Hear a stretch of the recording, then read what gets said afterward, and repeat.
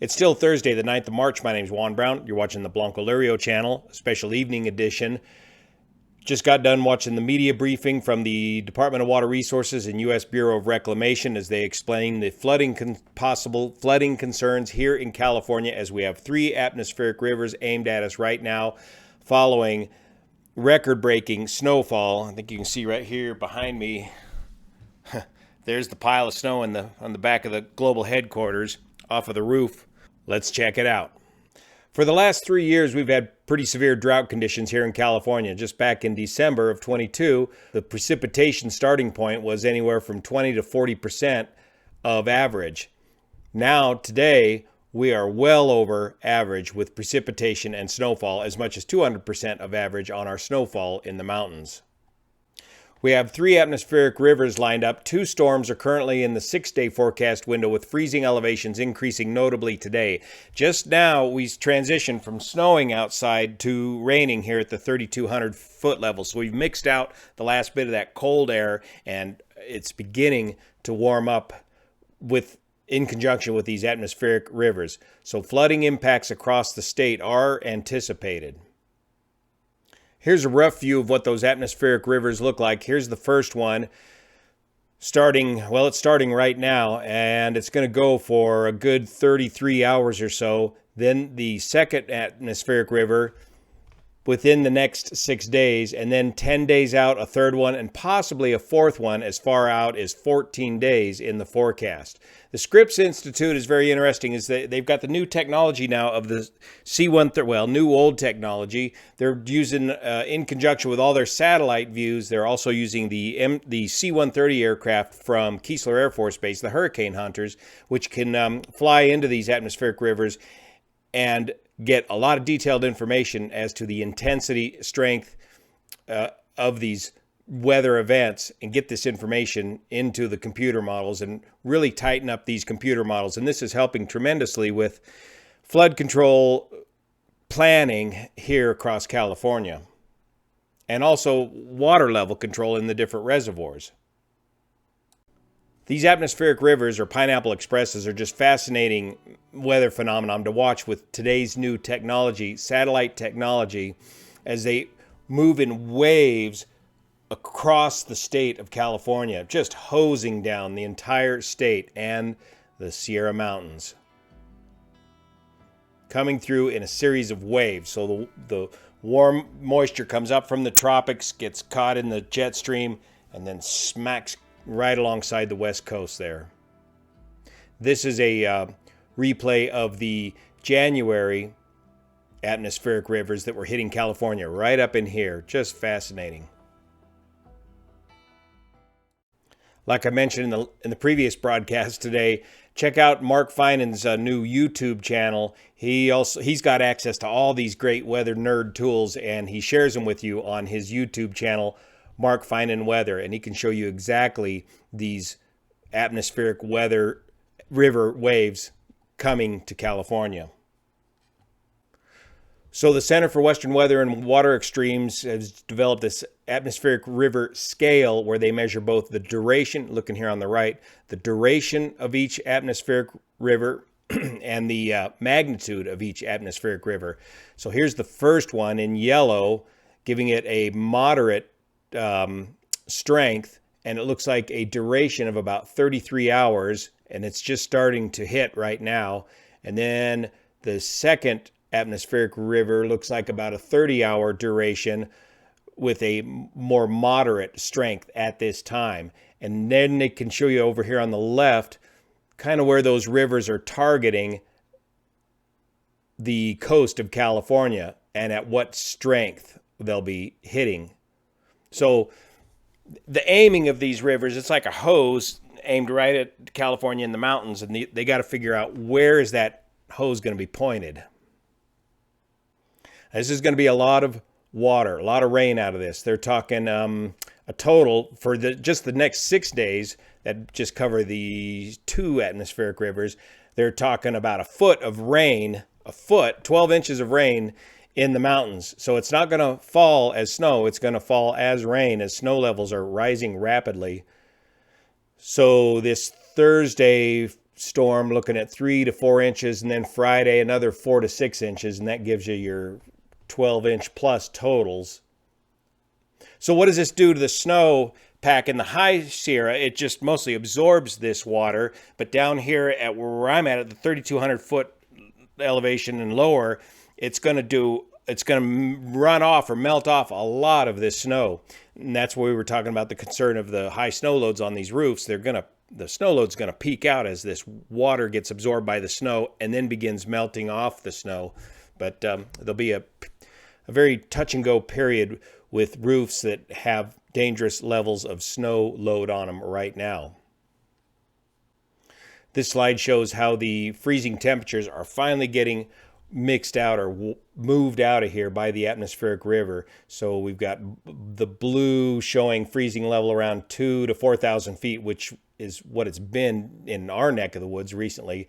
And that's rising now, the freezing level up to pass level or beyond. Fortunately, the reservoirs still have plenty of room for plenty of water. Most of the reservoirs are just now at their historical average, and many of the reservoirs are still below historical average.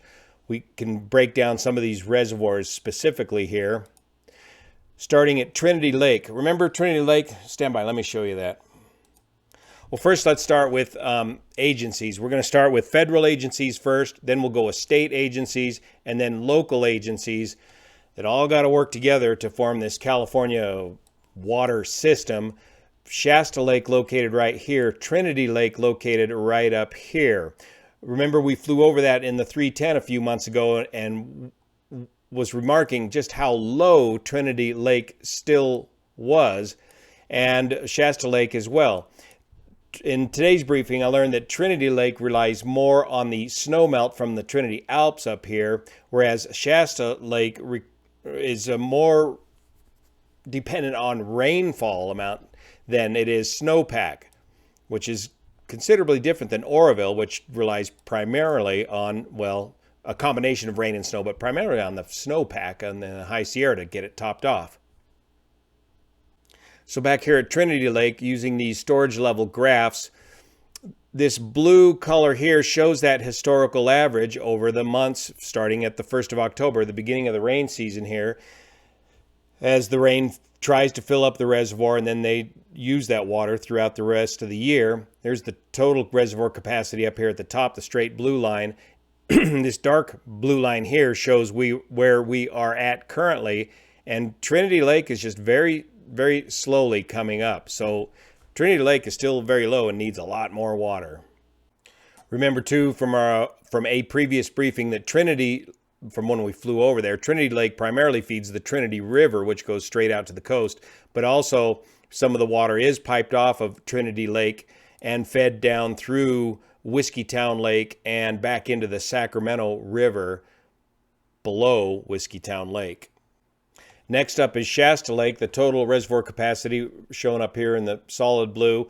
This red line shows the top of the TOC, top of the conservation level. This is where they want to keep the water level at maximum throughout the season. They don't want to just top the reservoir off too early in the season. They need to leave some room for flood control, and that's what they're trying to juggle right now with all this weather and all this snowpack between all these different reservoirs.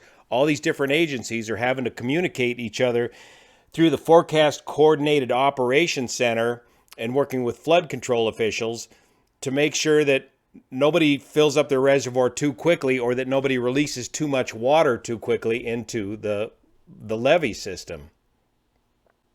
So here at Shasta, we still have plenty of storage capacity left in Shasta, the dark blue line showing where we are currently at, and we are still below the historical average to date amount of water in Lake Shasta. So plenty of room for storage. We're going to need a lot more water to get Lake Shasta filled up and recovered from this drought.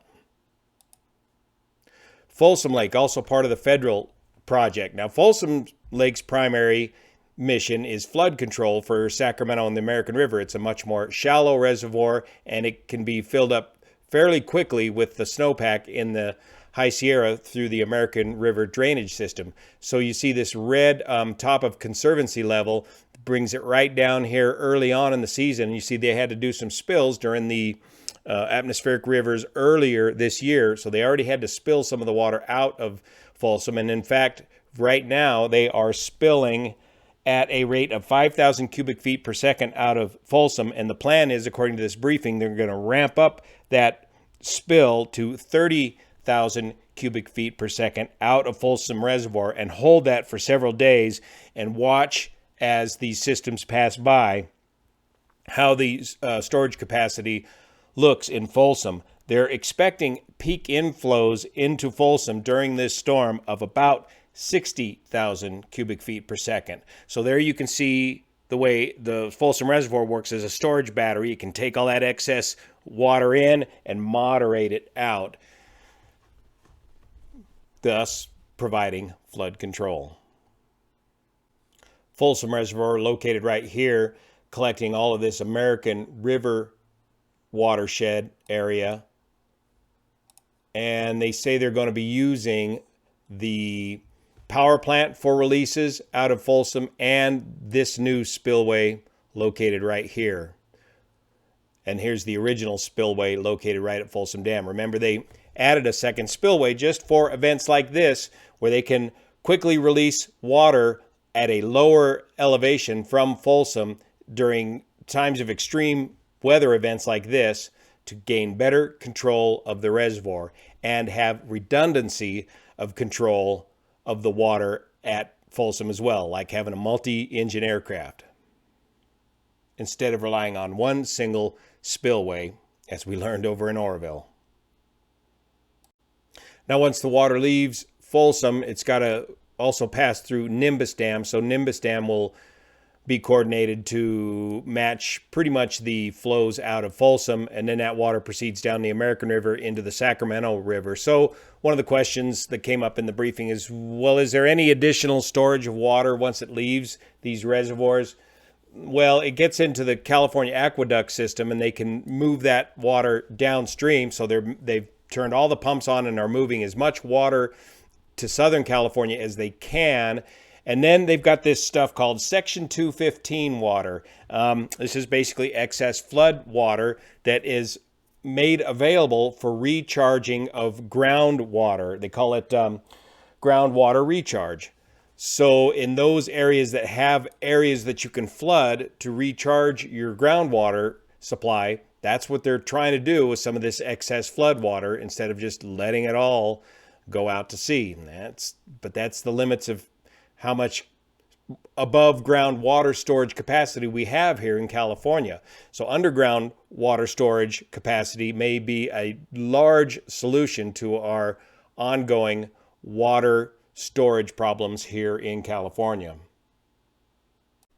And another point about groundwater recharge is that it is one of the slowest forms of water storage to recover from a drought situation. I mean, these reservoirs are recovering in a matter of months here with this weather that we have currently, but the groundwater, that's going to take much longer. New Melones Reservoir down south still has a lot of room to go just to even get to the top of the conservancy level. And any of these reservoirs that are in the central part of the valley, it was brought to our attention that they can slow down if they need to spill water out of some of these Central Valley reservoirs.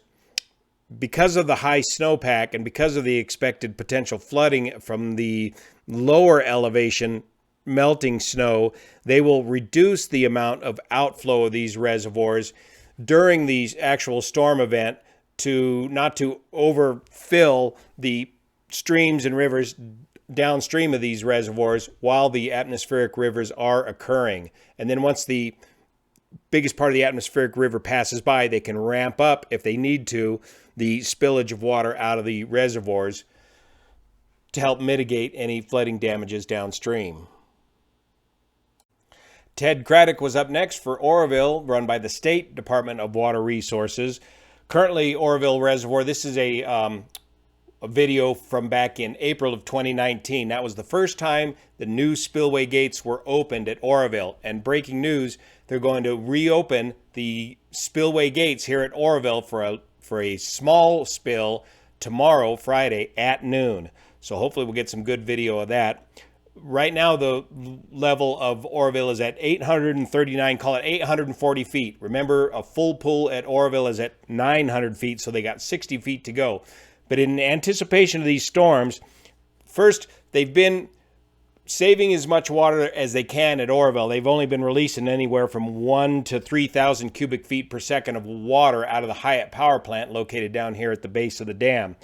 So the plan now is to ramp that up to a combination between the Hyatt power plant and the spillway on Friday up to 15,000 cubic feet per second. Let me roll that spillway footage. There it goes. Because they're anticipating inflows of about 10,000 to 70,000 cubic feet per second from these series of storms coming into California, along with the runoff from the snow that's anticipated from these warm storms. So we won't see the spillway Friday spilling quite this volume of water as they did back in April of 19. But they're going to crank it up to a total outflow of 15,000 CFS. That's the dentates dispersing the energy of the water before it goes down into the afterbay. But they're going to run that for several days, hold it at 15,000 cubic feet per second, and see how the water level looks at Oroville and keep it below that conservancy level for this date in the flood season. The question came up in the media briefing, what about the gates at Oroville? When's the last time they've been inspected? Well, they inspect them every year. They are going to eventually be completely redoing the gates at Oroville, but they have been inspected and they are ready to go.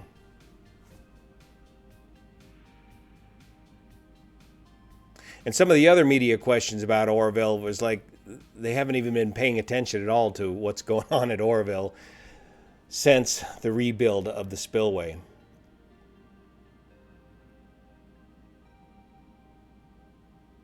By the way, the spillway looks considerably different today than it does in this video here. All this terracing has been completed. A lot of finish work has been done in and around that spillway. Also in the briefing today was Willie Whittlesey. We've met him before, who runs the new Bullards Bar Reservoir very close to Blanco Lirio Global Headquarters between us and Oroville Reservoir. And they have opened up the spillway gates yesterday and are spilling at 5,000 cubic feet per second. Let's see if we can find a video of that. Yeah, here it is. Bullards Bar Reservoir, concrete dam. They're just beginning to release water here off of one of the three gates. Now they're cranking the flow up a bit more. And they should soon open up all three of these gates for a total of just 5,000 cubic feet per second. Again, you can see there's plenty of room in the reservoir, but they just want to maintain this flood control level of the reservoir for this date in our flood control season. And there goes heading down the middle fork of the Yuba River Canyon. Remember, too, they're going to also be building a second spillway through a tunnel here at Bullards Bar. It's going to tunnel right over here to the far side of this current spillway. So that tunnel will be lower than the spillway gates for the main spillway here, and it'll be much like the same purpose at Folsom, there to relieve pressure earlier and respond quicker to these atmospheric river events. Now, Bullards Bar really only has control of the north fork of the Yuba River watershed. The middle and south fork of the Yuba River are not controlled by Bullards Bar at all. There is a Englebright Dam located downstream, but it's just an intermediate dam, and that water level stays full all the time, and this spillway or this dam spills as required just to maintain the lake level at full. So there's not much control of any of this water via Englebright. So Whittlesey is working closely with all the flood control operators with his release of 5,000 CFS per minute here, watching for flood control downstream at Yuba City and Marysville. They're thinking that this year they may see as much as 40,000 cubic feet per second. Now, I don't know if he was referencing back in January or if he's referencing this coming series of storms, but 40,000 cubic feet per second is not a problem for the river and levee system downstream of here. Back in 2017, they had 85,000 cubic feet per second rolling through the Feather River in this area, and they did not have any significant flooding concerns back then. There were some other issues with the way the water was being released out of Oroville during the emergency, but the bottom line is there's been significant improvement in the levee system from Marysville, Yuba City throughout the Sacramento area, and that those improvements continue to go on. But you still got to watch out. The main concern this year, or this flood control season right now, is going to be on the Cosumnes River, where there's no dam control of the river at all. And so that area just south of Elk Grove, Wilton area, this area is very prone to flooding and will probably flood again. So DWR's Division of Flood Management is up and running 24/7 in light of these incoming storms. They are predicting 23 locations exceeding monitor stage, 23 river locations shown in yellow here. They're expecting 11 locations, river locations, to exceed flood stage, shown in red. But they're not expecting any locations to exceed the danger stage for flooding. So during this next series of storms, we're expecting 4 of the 6 weirs in the Sacramento Feather River system to flow. The Colusa Weir, Tisdale, Fremont, and Cache Creek, which I don't see on this map. Remember, the Weir system relieves the Sacramento River by allowing these waters to simply pour over a set of boards, basically, at a certain elevation and flood into the Sutter Bypass, that big flood zone area beside the Sacramento River and Feather River, and work its way down the Yolo Bypass and flood on out to the Bay area. So by relieving the pressure from the Sacramento and Feather River themselves, that relieves pressure from the levee system along the Sacramento and Feather Rivers. So all that said, the bottom line is everything's under control right now. With all this newer technology and weather forecasting and better communications between agencies and improvements in infrastructure, we're in good shape to handle these storms right now. But still, we can only really see 7 days into the forecast, and we can't really see much beyond that as to how we're going to end up. So we got to keep planning, continuously planning for this. It's just a fascinating thing to watch here in California, the entire California Water Project, and how we control our water and prevent flooding and conserve our water here in California. Unfortunately, I don't have any information on Lake Mead or any of that Colorado River Basin. That's outside of my wheelhouse.